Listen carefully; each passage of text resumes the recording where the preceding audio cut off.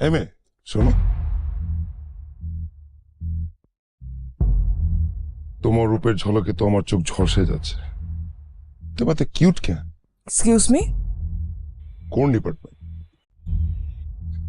MA শোনো, তোমার রূপের ঝলকে তো আমার চোখ ঝলসে যাচ্ছে। তুমি এত কিউট কেন? এক্সকিউজ মি, কোন department? Apply chemistry. Wow, nice department.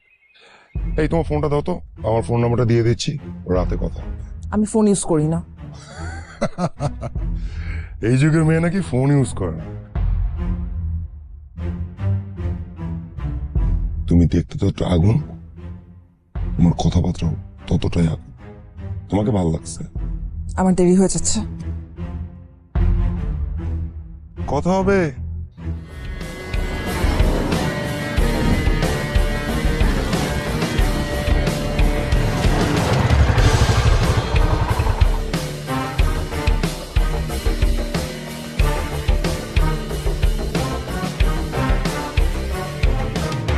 তখন ভাই ওই থাম।